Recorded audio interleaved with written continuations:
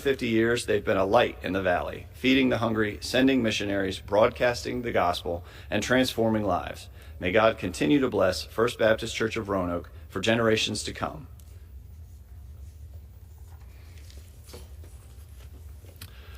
Mr. Speaker, on this Memorial Day, we do more than remember. We honor the men and women who gave everything for this nation. We remember the fallen, those still missing in action, those lost at sea, and the thousands who now rest beneath our flag, having paid the ultimate price for our freedom. These heroes answered the call to defend liberty, knowing it could cost them their lives. Because of them, we live in a country where freedom still rings and the American dream endures. Their sacrifice is not just a chapter in our history, it is the foundation of our republic. We are duty-bound to remember them, to honor them, and to ensure that their service is never forgotten. May God bless the memory of our fallen warriors, and may He continue to bless the United States of America and all who wear the uniform in its defense. Mr. Speaker, I yield back. The chair recognizes the gentleman from Virginia, Mr. Subramaniam, for 5 minutes. Thank you, Mr. Speaker. I rise today to oppose the Department of Homeland Security's termination of temporary protected status for Afghans. TPS has provided a lifeline to Afghans who supported U.S. national security efforts and risking their lives to support our missions. We offered them protection here because when allies stand with us, we have a responsibility to stand with them. And this principle is a national security imperative. It helps build trust, helps build more allies, and trust that gets undermined when we turn our back on those who protected us. Now, with the termination of TPS, we are sending our Army's allies back to the Taliban. These individuals and families are given just weeks to make an impossible choice: face deportation or return to Afghanistan under Taliban control, where they will likely be suffering or even die.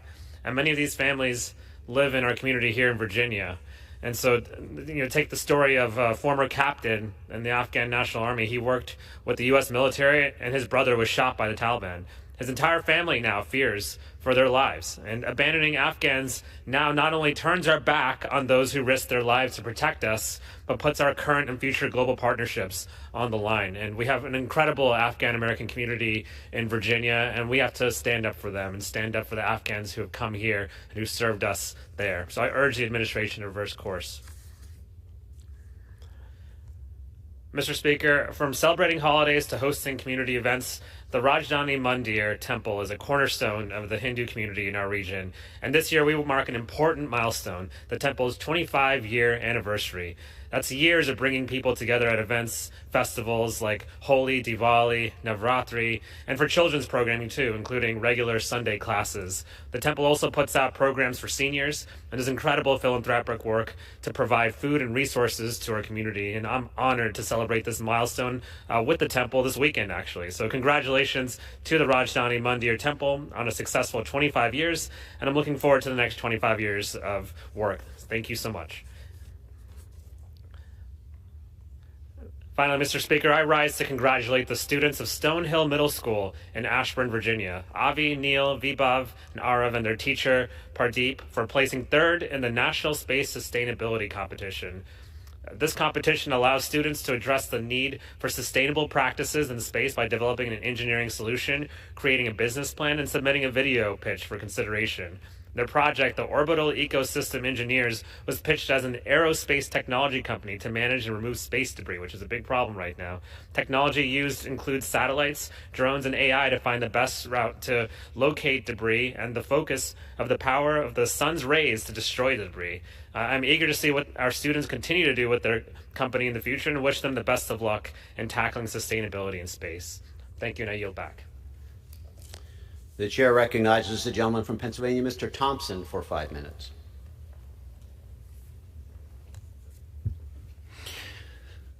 Thank you, Mr. Speaker.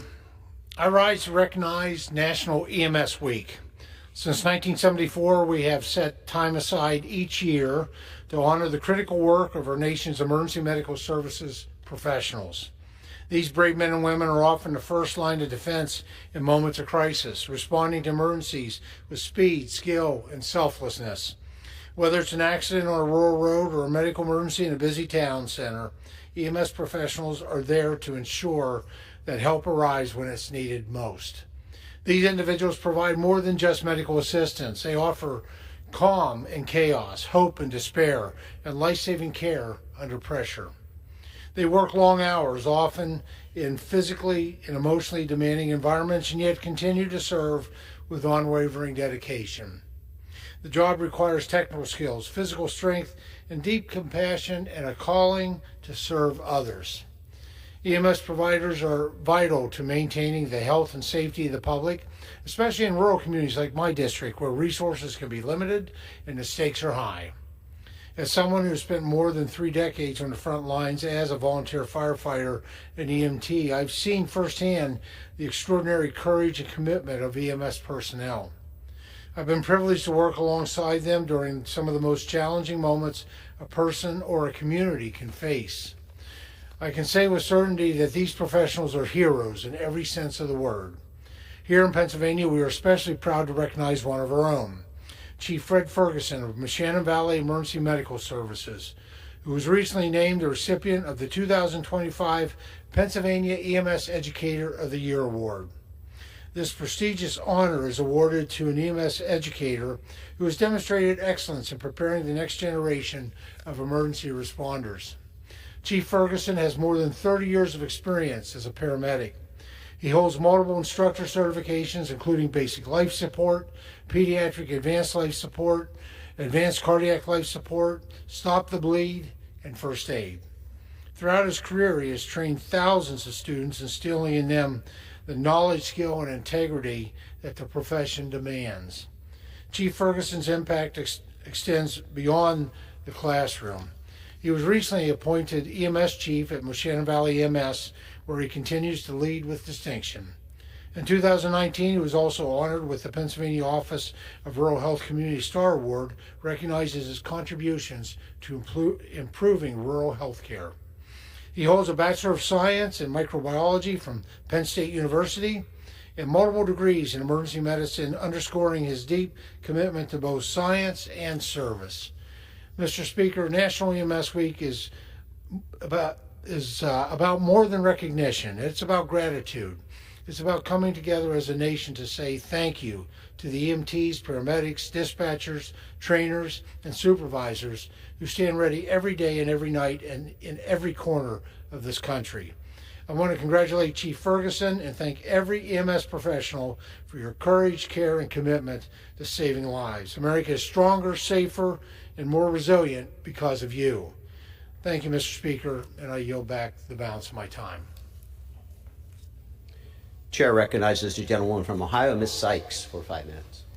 Thank you, Mr. Speaker. Today I rise to lift up the voice of Julie Robbins, a small business owner from Akron, Ohio, who is sounding the alarm on behalf of hard-working Americans across the country. Earth Quaker Devices is a homegrown success story in downtown Akron, located in Ohio's 13th Congressional District.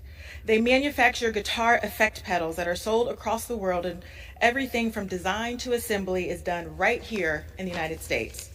Earth Quaker Devices employs 34 workers, offers premium health insurance, paid sick leave, a 401k match, and competitive wages. And in 2019, they were recognized as the SBA Exporter of the Year. In 2022, after decades of success, they invested in a state-of-the-art automated production line. This is what American manufacturing should look like, and it's the kind of manufacturing that helped build the middle class in Ohio and across the heartland. So when we talk about supporting American businesses, Earth Quakers is who we should be talking about, and that's why I'm talking about them today. But today they are facing devastating consequences, and you may ask, Mr. Speaker, why? And it's because of reckless tariff policies. Earthquake Devices saw imports raw materials because there are no domestic suppliers for the specialized electronic components that they need. But they export even more than they import. That means they bring in more money to our economy. They create jobs right here at home and in my district. But the president's tariffs have increased their cost of goods by $500,000. And let me be more specific. The cost per pedal that currently costs 2 cents would increase to $12.80 by the end of the year, according to an article in Akron Beacon Journal. That is a 640% increase of costs. With no sight of relief, they're being forced to raise prices, cut staff, and halt domestic innovation, all because of a policy that was supposed to help American manufacturing. Julie wrote to me earlier this year, and she said, quote, "Our effective tax rate has skyrocketed with no explanation or benefit to us. Where is the relief for businesses? Does the government truly not understand the impact of their actions, or is it their goal to destroy us?" She goes on to say, "For the first time, I am considering offshoring our manufacturing. This had never been an option for me, but these changes imposed on American businesses make it extremely difficult to manufacture here." Think about that for a moment. The president's tariff policy, which he alleges is meant to drive domestic innovation in manufacturing, is causing a small but mighty business in Akron to consider offshoring their manufacturing. This doesn't help Ohio's 13th district, it doesn't help the state of Ohio, and it does not help the United States of America. Mr. Speaker, let's be very clear. Tariffs are a useful tool to level the playing field. And when properly implemented, they can create jobs and spur manufacturing. And trust me, as someone from Northeast Ohio, we have seen the consequences of bad trade deals and the impact of NAFTA. And we are also home to President William McKinley, who the president often quotes and references in his trade policy. But it is 2025, and it is not making America great again to push American manufacturing offshore. Ohio exports more to Canada than its next 6 largest foreign markets combined. And this country slapped tariffs on our allies, they retaliated, and it is our workers and our businesses and our communities who pay the price. And the foreign governments are not paying for these taxes, as the president has claimed. In 2023, Ohio exported over $58 billion of goods and services. And that's not just trade, it's opportunity, jobs, growth, and it's all being put at risk because of impulsive executive orders and a Congress who refuses to check and balance the administration. If our goal is to stop offshoring and revitalize American manufacturing, why are we punishing the companies that are driving innovation, the ones who are footing the bill?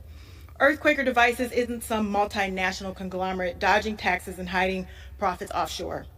They're a small business that turned passion for music and creativity into a business. They are our neighbors, and they care about our community, and they give back.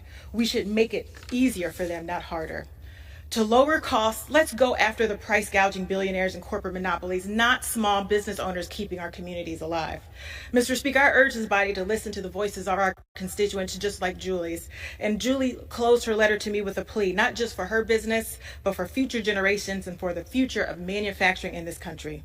Let us not fail them. Let us not fail Americans. Thank you, Mr. Speaker. I yield back. Chair recognizes the gentleman from Florida, Mr. Bean, for 5 minutes.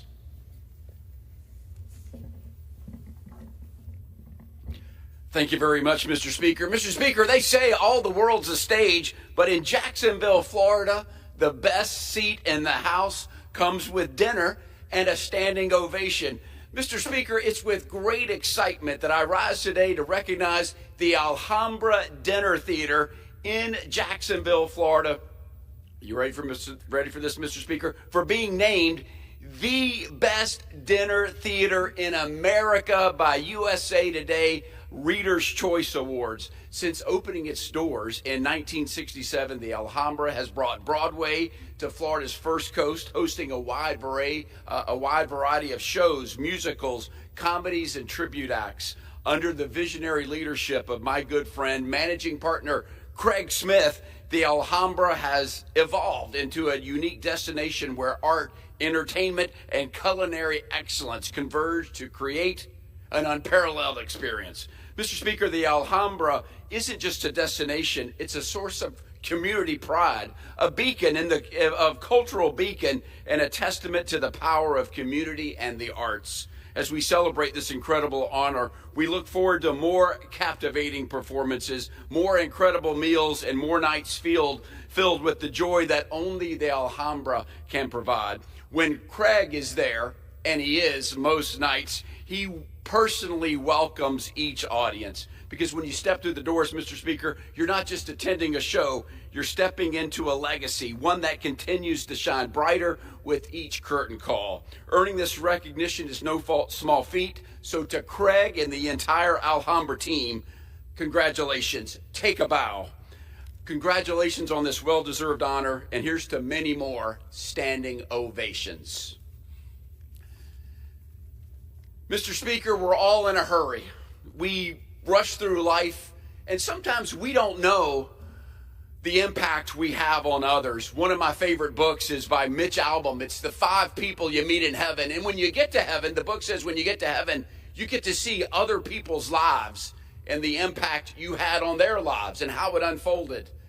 On the other hand, Mr. Speaker, we know the people that have very much impacted our own lives, such as the giant of a man, Sergeant Billy O'Leary, who was indeed a giant of a man of Northeast Florida.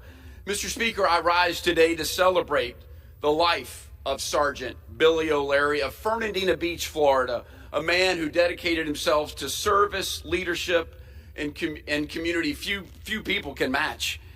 His passing, tragic, sudden, it hurts.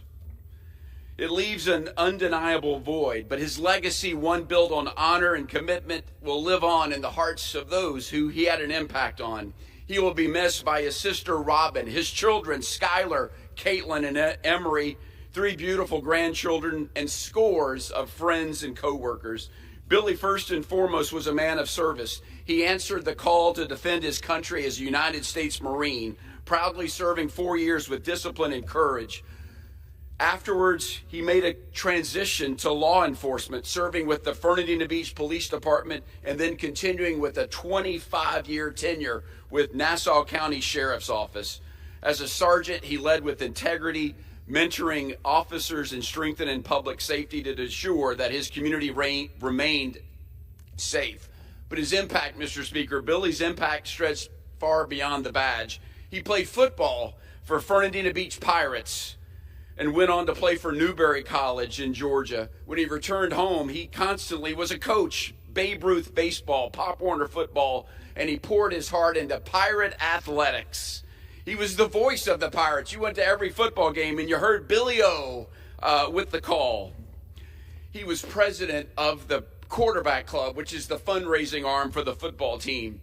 Our kid was on the football team.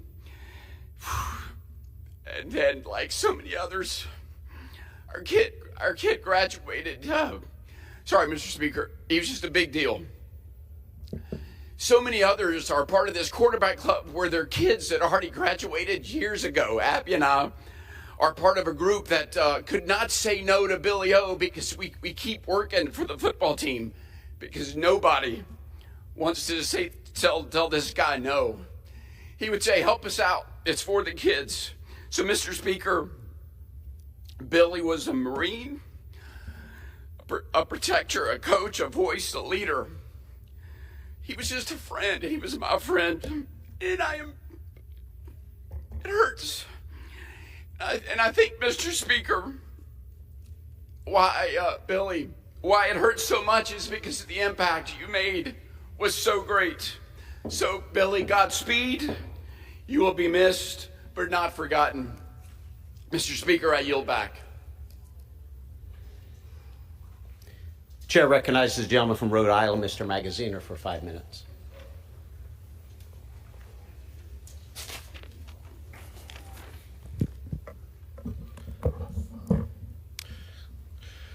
Mr. Speaker, I rise today for the 13th time to call for the Trump administration to restore funding for life-saving food aid for malnourished children across the world.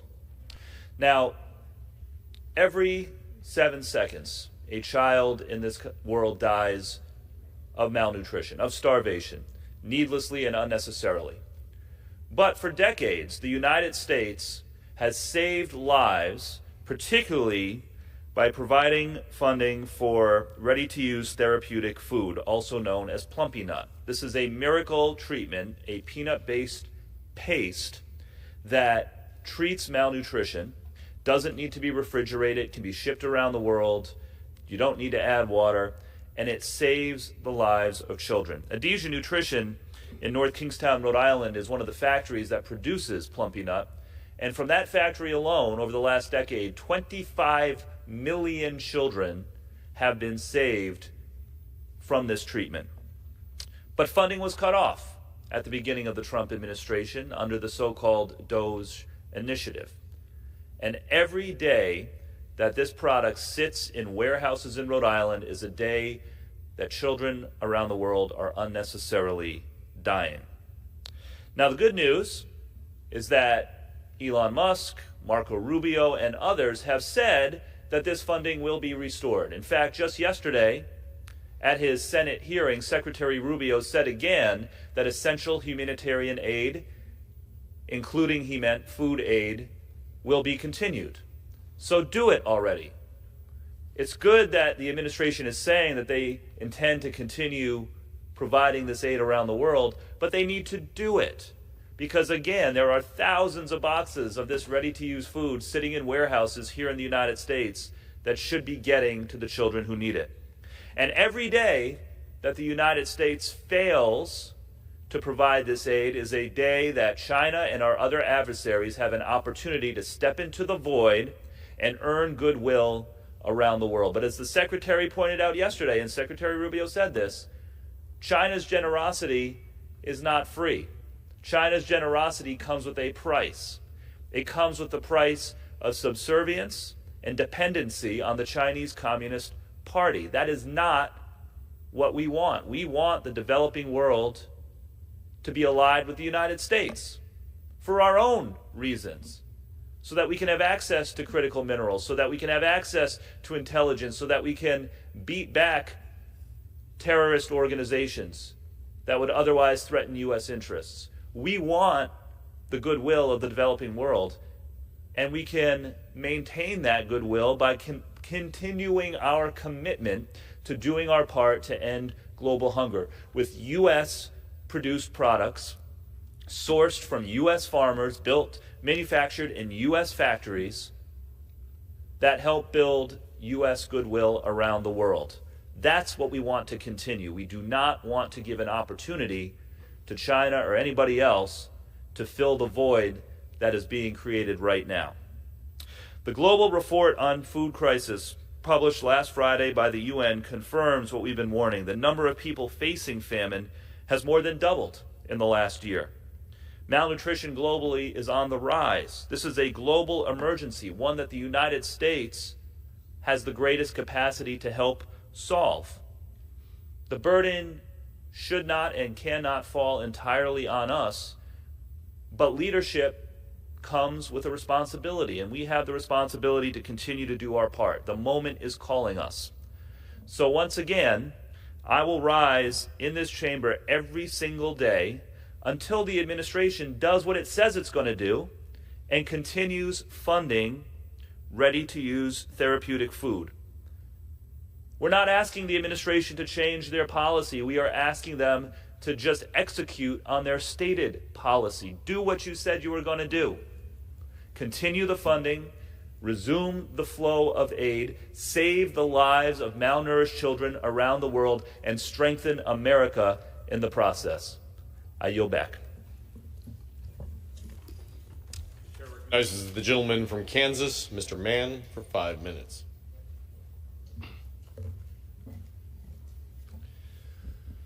Mr. Speaker, this past November, the country voted overwhelmingly to send Republican majorities to the U.S. House of Representatives and the U.S. Senate and put President Donald Trump back in the White House. That mandate made it clear that the American people were ready to get the country back on track. We wanted less government spending, more secure borders, and we wanted to see the 2017 tax cuts made permanent to prevent tax hikes on every American. The majority cannot take that mandate for granted, and this week we have the opportunity to give the country what they voted for. Our One Big Beautiful Bill is exactly what voters want. It delivers the largest tax cut for middle and working class families in decades. It cuts taxes on tips and overtime, allowing American workers to keep more of their hard-earned money. It increases the child tax credit, which helps offset some of the costs of raising a family. It extends and expands 199A business tax deduction, which will help incentivize investment across the country and spur economic growth.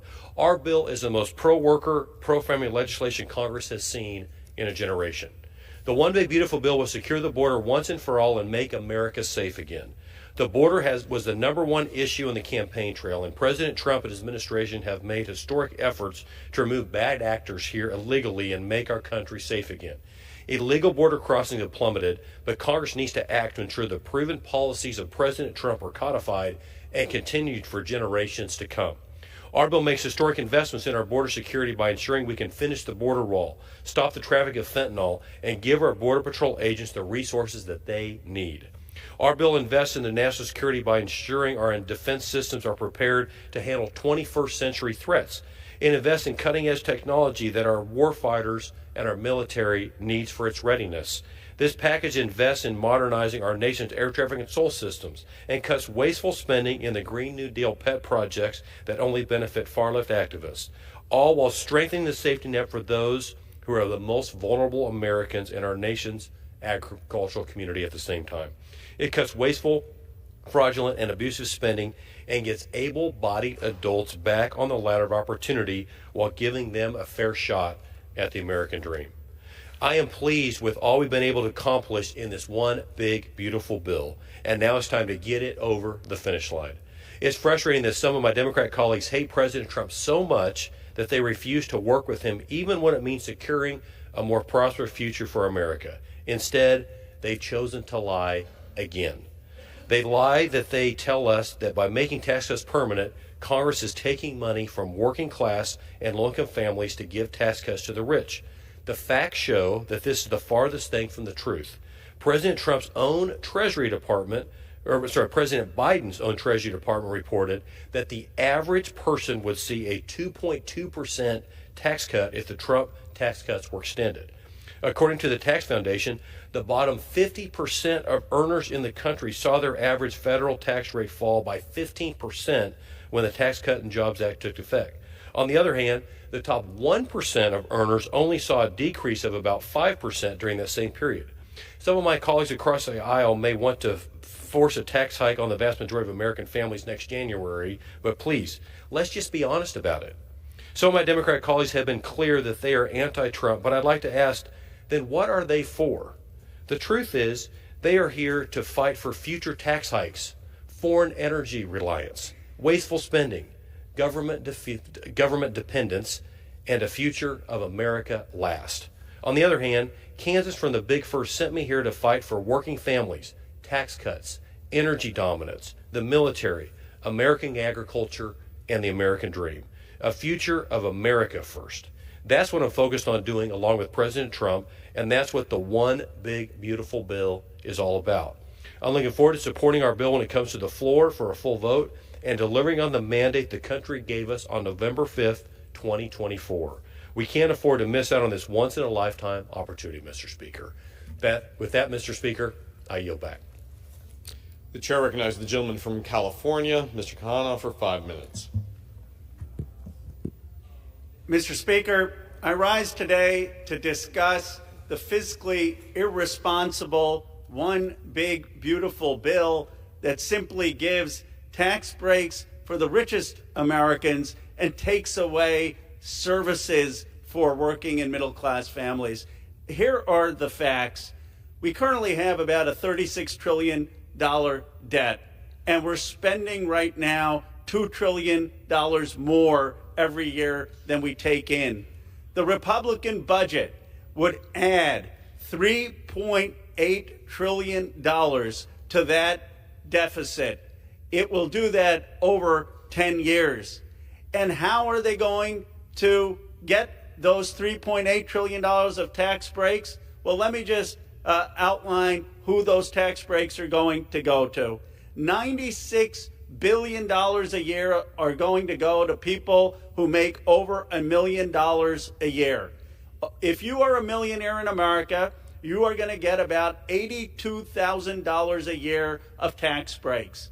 And if you are making under $100,000, you get about $750 in tax breaks. So $82,000 of tax breaks to the millionaires, $750 to working and middle class families. That's not a fair deal. Democrats believe that we need to raise taxes on people who are making over $1 million, not give them $82,000 a year of tax breaks. And by the way, the tax breaks for those millionaires and billionaires, they're permanent over 10 years. The tax breaks the Democrats support for working class families, like no tax on tips, they only want them 4 years. Democrats have been fighting to get the no tax on tips for 10 years. They say, no, for working families, we only wanted 4 years. Tax breaks for the billionaires in my district in Silicon Valley, those we want 10 years. And then, what are they cutting? They're cutting $700 billion in Medicaid cuts. That's just a fact. Just go Google it. You'll see the cuts. They claim that that people aren't going to lose their health care, but the independent CBO says that up to 14 million Americans may lose their health care. Up to 1 million of American children, kids born in the United States, may lose their health care. It is the largest cut to Medicaid in the history of this country, all to finance $96 billion a year of tax breaks to the millionaires and billionaires. Those are the facts. Look, CBO did an analysis, and they said that the top 10% in America are going to benefit enormously from this bill. And if you're in the top 10%, if you make over $1 million, over $500,000, you should applaud. But the bottom 10%, the folks who are working hard, struggling to make ends meet, the truck drivers, people who work at Walmart, nurses, HVAC technicians, they are going to lose 4%. This bill benefits those who are already doing well and ignores those who are working hard and struggling the most. It is the exact opposite of what we should be doing. Even Donald Trump challenged the Congress to say, raise taxes a bit on the rich. I'm fine with it. But did the Republicans do that? No. They cut them further for the wealthy. You ask what the Democrats believe?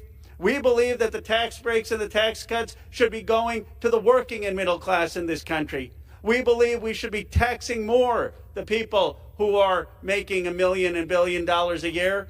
And we believe we should not be cutting Medicaid, essential healthcare services that help families, that support hospitals, and that support the health of so many seniors in this country.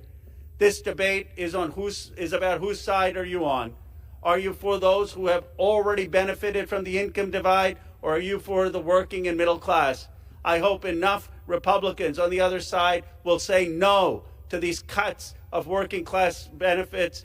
We'll say no to the tax breaks for the millionaires and billionaires, and we'll say no to piling on more debt that will raise interest rates, hurting our economic growth, exploding our trade deficit because of our reliance on foreign firms and foreign investment, and crippling ordinary Americans' ability to get loans. It is bad economics. We need a new approach. The chair recognizes the gentleman from California, Mr. LaMaffa, for 5 minutes. Thank you, Mr. Speaker. Much regulations are being done so often in California due to CARB, California Air Resources Board, or even federally with previous iterations of the EPA. One of those features is the start-stop feature on newer automobiles, which when you stop your car, the engine shuts off. This is designed in theory to save gasoline or diesel or whatever your vehicle is powered by. But most drivers, the vast majority of drivers you talk to, you survey, they're really annoyed by this feature because they pull up to a stoplight, a stop sign, or just merely wish to stop somewhere for a moment, and their engine shuts off. Now, you can point to this button bypass that many of the cars have. Some don't. That you can bypass and shut off the feature that shuts off your car. But a lot of people will forget to turn that off. They get into their car, they pull up to the stoplight, darn thing shuts off, and they're really annoyed that their government treats them that way, that they can't decide on their own how to operate their vehicle. And so what you see is that the vehicles also have to build in extra technology and extra heavy-duty equipment in order to accommodate this. For example, when you stop and start your car all the time, you're going to wear out your battery more.